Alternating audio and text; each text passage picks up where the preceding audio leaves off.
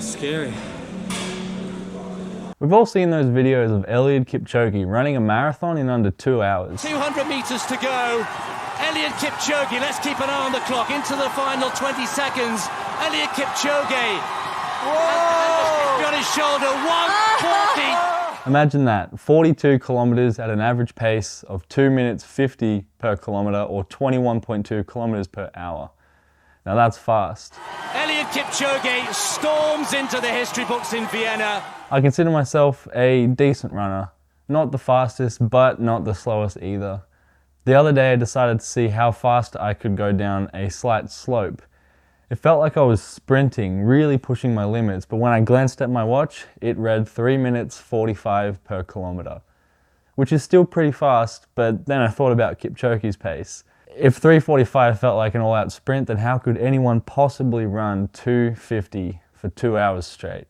I had to find out what that felt like, even just for a little bit, and see how long I could last.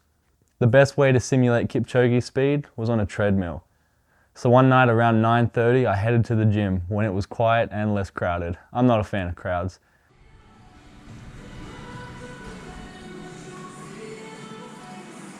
I didn't want to just crank the treadmill up to his pace right away though. I needed to ease into it. So here's what I did. I started at a comfortable 10 kilometer per hour pace. This is a pretty comfortable pace I could maintain for a few hours. But after about 5 minutes, I bumped it up to 11 kilometers. Then a minute after that, 12 kilometers, increasing it by 1 kilometer per hour increments. Before long, I was at 18 kilometers. Now this was already way faster than I'm used to. I was worried I'd wear myself out before even attempting 21.2 kilometers. So from there, I bumped it all the way up to 21.2 kilometers per hour.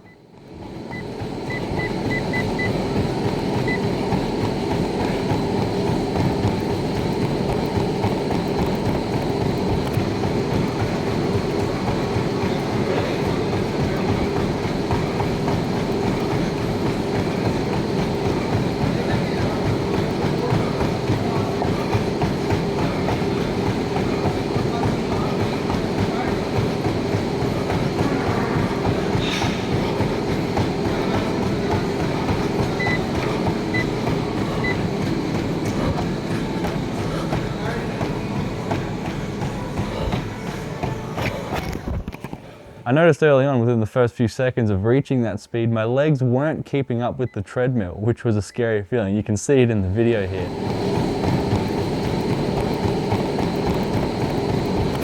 I really didn't want to get thrown off the back at 21 kilometers per hour.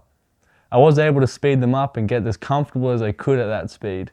But one thing I learned was that Kipchoge, he makes that speed look easy.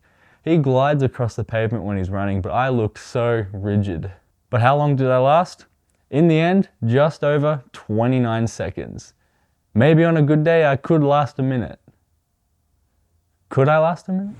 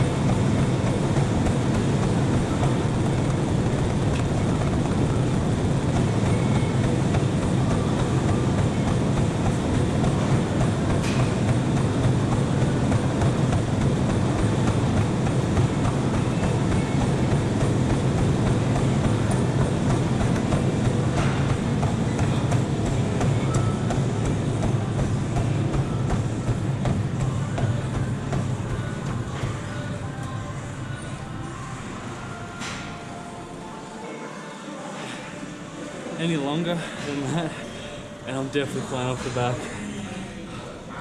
That was scary. Oh, I guess today's a good day then. My heart rate is still over 100 beats per minute from that.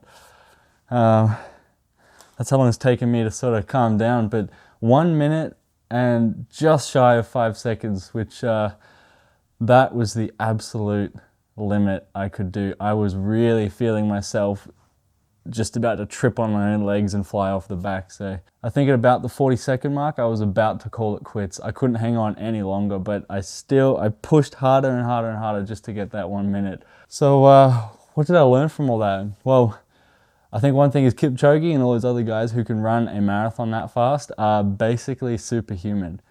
I myself am currently working my way up to run a sub 2 hour half marathon, which has been a goal of mine for a number of years now, but half a marathon. So I'm trying to maintain half the speed that Kipchoge runs a full marathon in.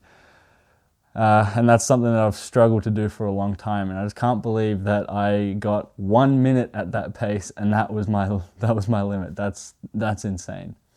And so if you think that you're able to give this a try for yourself and you're not afraid of flying off the back of a treadmill, even though I didn't look majestic at all, you can clearly see that I'm struggling, but the video actually still makes it look slower than what it feels like. So it's just nuts. So if you're game enough, give it a shot.